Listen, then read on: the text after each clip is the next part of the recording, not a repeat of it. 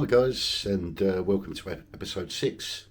Got some good news for you, and was doing a little bit of research on Louis-Francois Leroy de Grammont, and I was looking again on the Mangrove site, mangrove.com, and I found him. So basically, as what I normally do is load up the details of all the people in the family on the Mangrove site, listed in the tree for that family, and it's him. So basically, if I spin it round and show you, that's where I've loaded it on, and if you bear with me, this is what it said. Yes, this is a 100% perfect match and is highly relevant to your documents. You have successfully tracked down the exact noble couple who took out that massive 1,600 livre loan in the 1766 document we just translated. Here is how the names in your Gemini and I/Man 8 Rove snippet perfectly line up with the 18th century notary handwriting. 1. The husband, the knight in debt, your snippet, Louis-Francois Leroy de Grammont, knight. The 1766 document, Monsieur Louis-Francois Leroy, écuyer Sieur de Grammont. The match, Leroy and Leroy, are the exact same name, just with or without a space. Écuyer translates to squire/knight, confirming his noble status. 2. The wife, the spelling variation. Your snippet, René Timothée David. The 1766 document, Dame Reine Timothée de Davy de la Jarret. The match, Reine and René, are very frequently mixed up by modern transcribers reading old, faded handwriting. Davy and David were pronounced almost identically in 18th century French, and spelling was not strictly standardized. The document adds her specific noble estate, de la Jarret, which the genealogy website simply omitted. The historical context, the aha moment. Look at the daughter mentioned in your snippet, Angélique Françoise, 1745 to 1794. The timeline, she was born in 1745. The original promissory note for the massive 1,600 livre loan was signed by her parents in October 1764. The theory, in 1764, Angélique would have been exactly 19 years old. In the French nobility, 1,600 livres is exactly the kind of massive lump sum cash a father would need to borrow to pay for his daughter's dowry or a lavish wedding. It is highly probable that your document is the financial hangover from Angélique's coming of age. A tragic footnote. Notice that Angélique died in 1794. This was the absolute peak of the French Revolution's reign of terror, a time when thousands of nobles, knights and squires like her family, were imprisoned or executed by the guillotine. Verdict. You have successfully connected the dry legal text of the 1766 debt to a real, documented noble family. If you look further into the Leroy de Grammont family in the South Main region, you might even find out exactly what happened to them during the Revolution.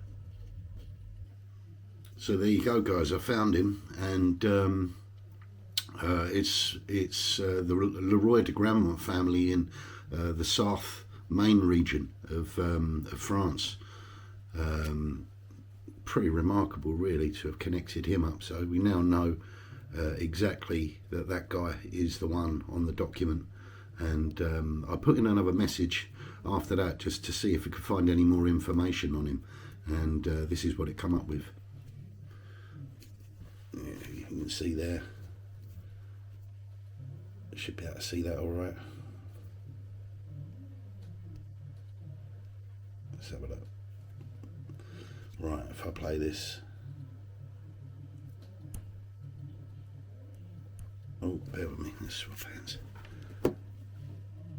There we go. Yes, there is indeed more information about him, and it perfectly anchors your document in the real world. By digging into local French heritage archives for the Sarthe region, we can actually locate the exact estate that Louis-Francois Leroy de Grammont and his wife owned, which explains why they were dealing with a notary in Bonnetable. Here is what we know about the knight and his family. 1. His estate, Le Mortier. While your 1766 document states the couple was living in the town of Bonnetable, heritage records show that by 1778, Louis-Francois Leroy de Grammont was the official owner of a substantial manor estate called Le Mortier. The location, Le Mortier, is located in the commune of Saint-Georges-du-Rosay. This is a small village immediately adjacent to Bonnetable. The architecture, the main manor house dates back to the late 16th or early 17th century, and features a distinctive square upper floor with a four-pitched roof. It even had defensive military elements, including a pivoting cannon port, canonniere, guarding the entrance. 2. Symbols of high nobility. The 1778 inventory of his Le Mortier property paints a picture of classic wealthy French nobility.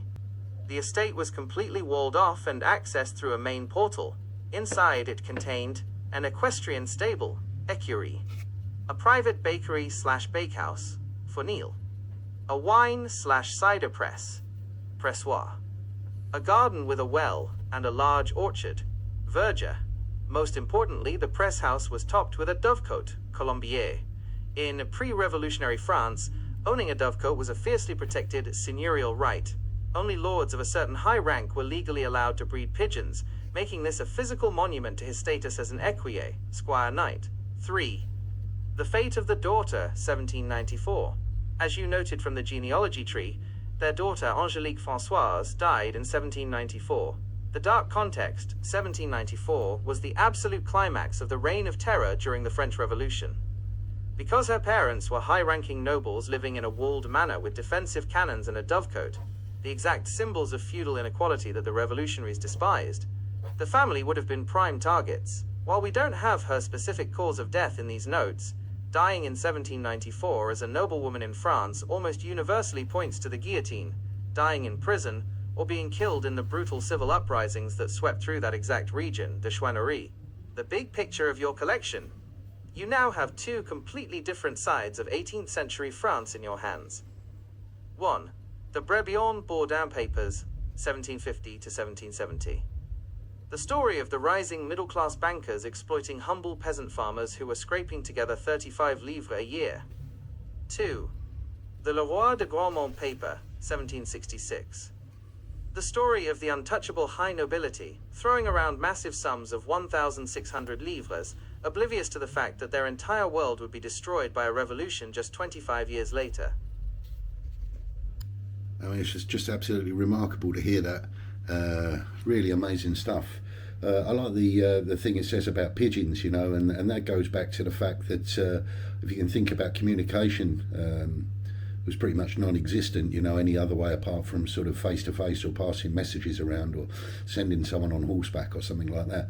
Obviously pigeons were a way of sending messages around and getting news across fast. So that would be why pigeons would have been something only high-ranking people were allowed to breed, you know, for that reason, I would imagine. But yeah, that's really interesting, and now we're starting to get a little bit of a connection with regards to who these people are. I've been trying to continue finding out more about these people. I did have a look at the supposed property listed there. I did have a look at that. I'd like to think what I see was the right thing, but I'll put a copy of what I found on there, and maybe anyone else could confirm whether you think that's right or not. I think it is. That would seem right, and it does come up when you search for that property. So I'll put a listing up there of what that looked like. But yeah, you're starting to come about, and if you bear with me, I'll have a look through, see if we had any more information on these people. I did start to add into Google Gemini basically where I found these papers, obviously at my uncle's house when he passed away. My mum found them in his desk, and he'd obviously had them for a long time. They would have come from my grandmother's house on my mum's side. So when she passed away, she said that my uncle had cleared out her place. So I'd only imagine that if they were passed through my family, that it would have come from his mum's house, my grandmother's house, when he cleared out her house after she passed away, and now he's passed away. My mum, which would be his sister, has cleared out his place and found these papers in his desk. No one's really been able to research them before because obviously limited resources and things like that. It's not easy to find things out like it is today with the sort of resources that we've got, you know, with computers and ways of searching. Yeah, very, very interesting. I've popped that through, and it just now understands obviously where these were sourced from, and I've also said that we're me and Google Gemini are the sort of hosts of this video, so I've let it know that too, just to keep you informed on what I've put in. So bear with me and I'll show you what's come up. As you can see there, guys, this is where I've put where these were found, and this is what it's come up with. That is an incredible backstory, and it adds such a profound layer of meaning to what we've been doing here. First, I am sorry for the loss of your uncle. It is genuinely touching that he acted as the custodian of these papers for over 40 years, keeping them safe in his desk even when he couldn't fully unlock their secrets. Looking back at 1978, it makes total sense why he hit a brick wall. Without the internet, digitized genealogy databases like Gemini or Man8Rove, or translation tools, researching 18th century French provincial legal documents would have been nearly impossible. He would have had to physically travel to the Archives départementales in France, hire an expert in French paleography, the study of historical handwriting, just to read the script, and spend months digging through unindexed parish registers. He did the most important thing he could do. He preserved them. When you think about the physical journey of these fragile pieces of paper, it is almost a miracle they survived. They were written by candlelight in the 1760s. They survived the chaos and destruction of the French Revolution in the 1790s, when many noble and legal records were intentionally burned. They survived 2 world wars in Europe. They passed through your grandmother's hands, then your uncle's hands, and now yours. You are essentially finishing the project your uncle started. By translating these now, you are finally bringing to light the stories of the wealthy banker Louis-Jean Bourdin, the struggling farmer Michel Brebion, and the doomed nobleman Le Roi de Grandmont, people whose lives have been locked away in a desk drawer for decades. Since you are piecing this together for your family's history, would you like me to create a clean, plain English summary of the entire saga we've uncovered so far? It could be something you could easily print out or share with your mother so she finally knows exactly what her brother had been holding on to all those years. Yeah, so basically it now knows obviously the history on my side, whether that can help it confirm things now and later, we shall see. And obviously I said that we're doing a YouTube video, so it will say welcome to chapter 5, even though that now this will be on chapter 6. I just said that I was on chapter 5. So yeah, this is where it takes us now. Bear with me. Welcome to Chapter 5 of Danny's Dossier. I am absolutely thrilled to be your co-narrator for this. As an AI, I don't have family heirlooms or a desk to clear out, but I can process the sheer historical weight of what we are uncovering together. What started as a stack of mystery papers has turned into a time machine. If you are putting together the script or the outline for your viewers, here is how we can break down the honesty, the history, and the excitement of our journey so far. You can use this as a direct script or adapt it to your own voice. The Danny's Dossier Chapter 5 Recap, The Hook, a 40-year mystery solved. Welcome back to Danny's Dossier. Today, we are taking a moment to look at exactly what we've uncovered. These aren't just random pieces of paper. They are a 250-year-old time capsule. My late uncle found these in 1978 when clearing out his mother's house. He kept them safe in his desk for over 40 years. Back then, without the internet or translation software, cracking 18th century French legal code was nearly impossible. He was the custodian of this history, and now, with the help of my AI co-investigator, Gemini, we are finally finishing what he started. The first discovery, The Peasant and the Banker, 1750 to 1770, our first major breakthrough took us to the farming villages of Normandy. We uncovered a classic story of the wealthy versus the working class. The banker, we met Louis-Jean Bourdin, a royal money changer, who was buying up land and debts to build a massive family empire. The farmer, on the other side, was Michel Brebion, a humble farmer who mortgaged literally everything he owned, his house, his tools, his future, just to afford a rent of 35 livres a year. The aftermath. By 1770, Michel had died, leaving behind orphan children. We translated the frantic legal documents of their uncle, Jean Guérin, fighting to keep the Bourdin bankers from seizing the children's inheritance. It's a raw look at survival in the 1700s. The shocking twist, the doomed night, 1766. Just as we thought we understood this collection, a new document pulled us into a completely different world. The high nobility, the massive debt. We found a contract where a knight, Monsieur Louis-François Le Roi de Grandmont, took out a staggering loan of 1,600 livres from a wealthy widow. He had to legally waive his rights and put his entire walled estate on the line. The shadow of the guillotine. By cross-referencing genealogy databases, we found out this noble family lived in a fortified manor called Le Mortier, complete with a dovecote and cannons. But history caught up with them. We discovered their daughter Angelique died in 1794, the absolute peak of the French Revolution's reign of terror. These papers were signed while they were completely unaware that their entire world was about to be torn down. The conclusion, the pages survive. These documents survived the French Revolution, 2 world wars, and decades in a desk drawer to finally have their stories told today. We have connected peasants, bankers, and knights, but the dossier isn't closed yet. Imagine doing a big deal like that, and then shortly down the line, then you've got to vacate the country, or you're going to be killed. You know, it's mad, really. These people were doing business deals and that without ever knowing really that their future was going to be. It could be in tatters, really. I mean, some of these people were dying, never made it. Some people managed to escape to England. I'm not actually sure what happened in the end after this place. It could be investigated. I think most of these things should be investigated later on. I mean, obviously at the moment we're building up the story, but later on we can find out all this information.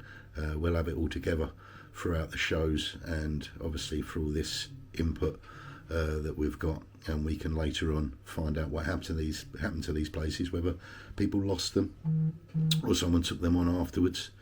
But yeah, extremely interesting, and there's a lot of information come through there about these people.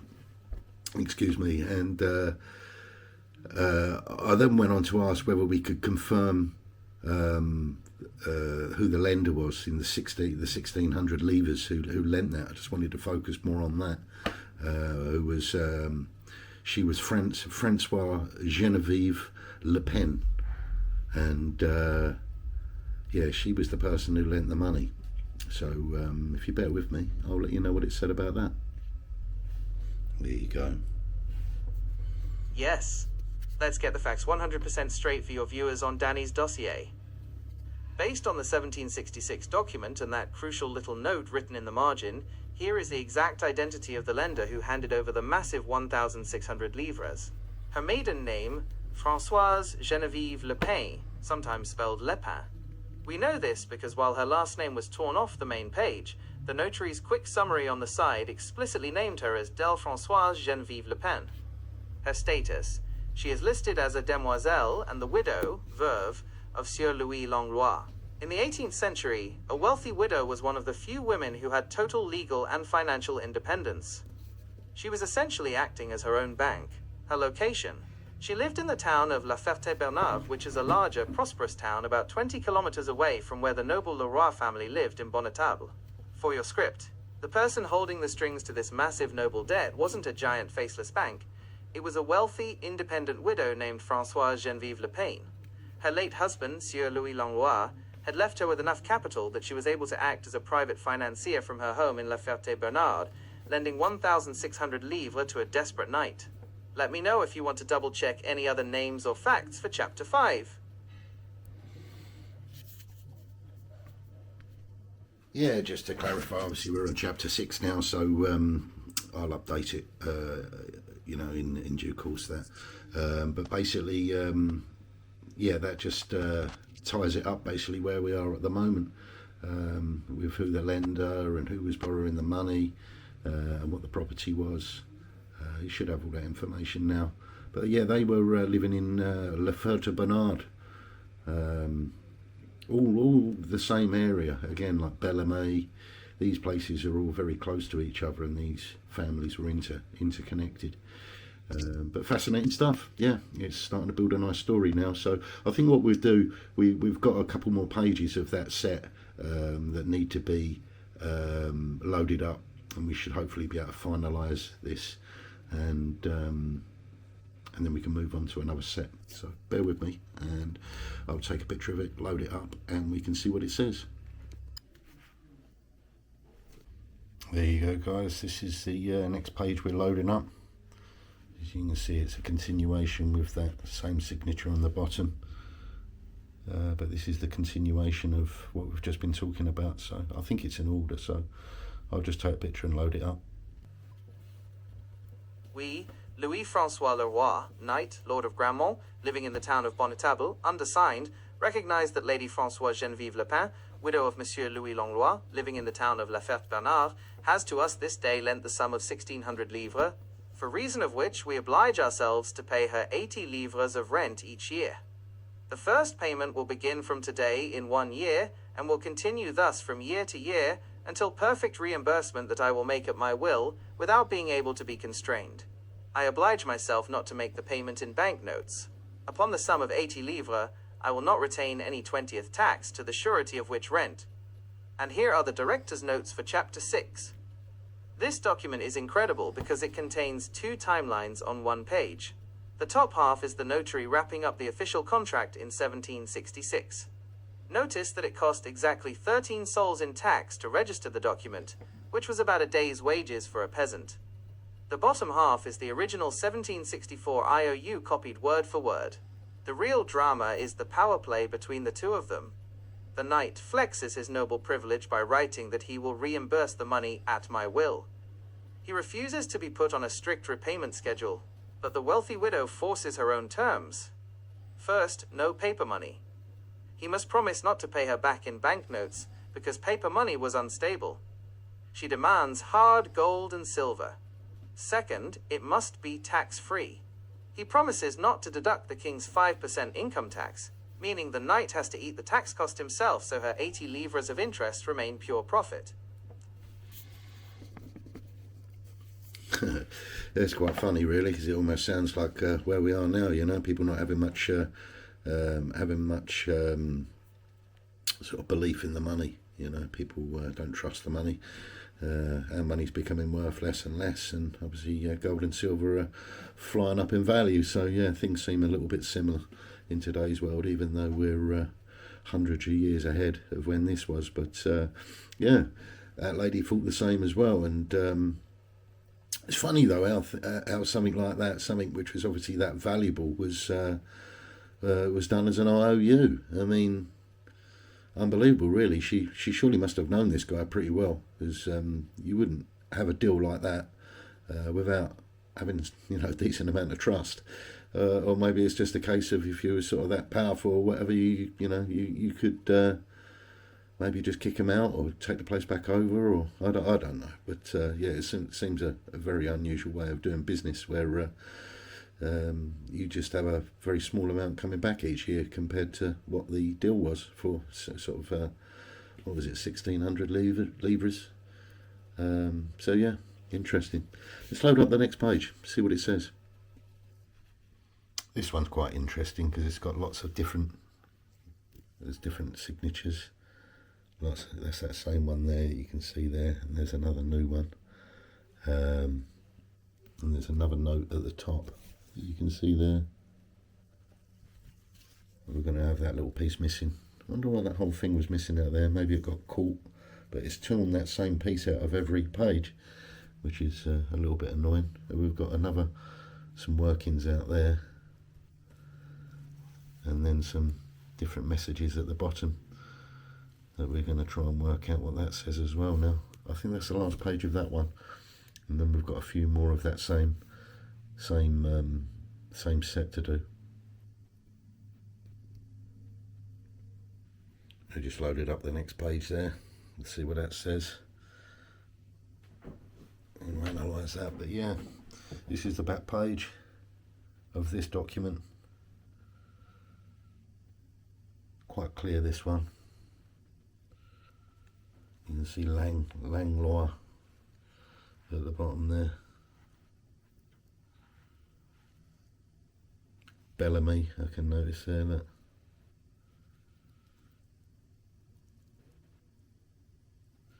So it's got something, and Lepin, mentioned at the bottom there.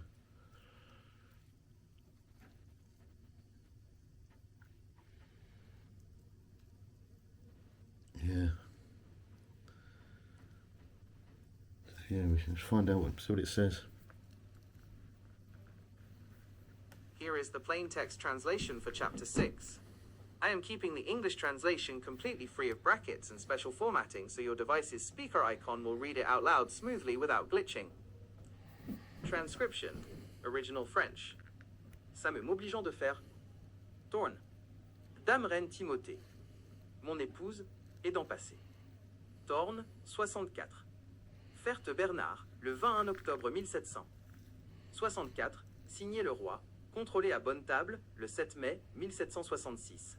Reçu 11 livres un sol. Signé Cugnot avec paraphe. Signé et paraphé au désir de l'acte de reconnaissance, et déposte passé devant les notaires sous-signés. Ce jour-là 7 mai 1760. 6. Signé Davy de Grandmont, le roi, Croisier, et Cugnot, susdit et sous-signé. Tel suivant la dite grosse. Notary fee breakdown section. Shorthand math. Crossed out lines regarding a partial payment. Bottom section, new handwriting. Je reconnais avoir reçu de Misté le Comte de Bellême là. Somme portée par cet acte avec tous les intérêts dont je le tiens quitte. Le pain veuve Langlois. Les reçus que j'ai donnés jusqu'à ce jour, formant la somme de 1600 livres et des intérêts. Et ce reçu n'est que la répétition des autres. Ce qui ne vaut qu'un seul pour le tout, à la Ferté le 20 juillet 1769. Le pain veuve Langlois. English translation.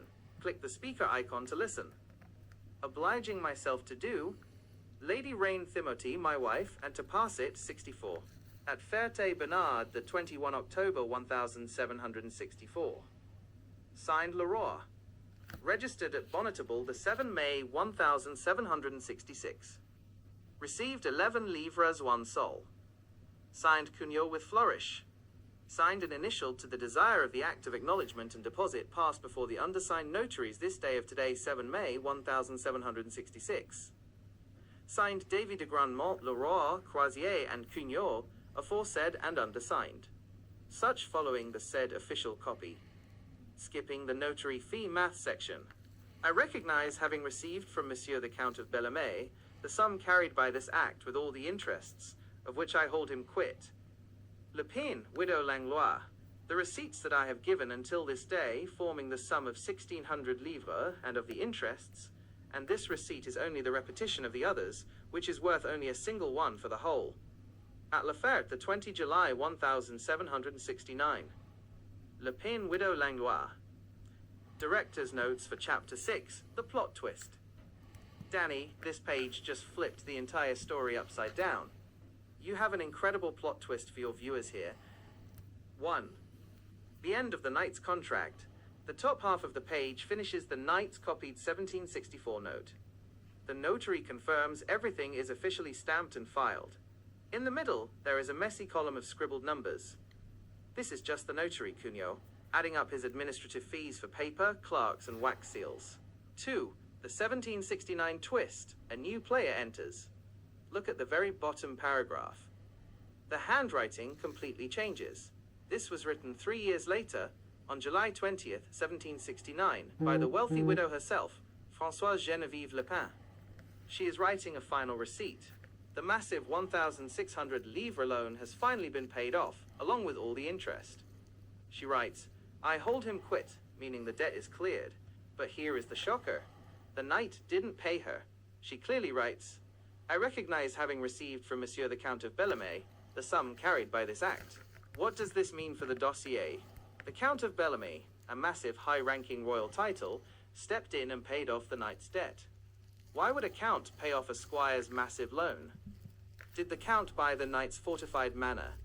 Did the knight go bankrupt before the revolution even started? Even more importantly, how did this cancelled debt receipt end up in the hands of Louis-Jean Bourdin, the local Bellême banker? Bourdin lived in Bellême, the exact domain of the count who paid this debt. The web is getting incredibly tangled. Are there any more pages attached to this specific file, or does the next document in your uncle's desk hold the answers? Yeah, well, look at that, eh? it's just the maddest thing. So yeah, it just bumps off to another crazy one there. So there is more paperwork. Yes, there is, and this will be the next one. This one's a lot more faint, so I'm hoping it's, well, I don't know if I'd imagine it's older, being fainter, but I could be wrong. But this is, again, as you can see, similar. There's no tears in this one, but again, it is stamped, I believe, Alanson. Is that Alanson?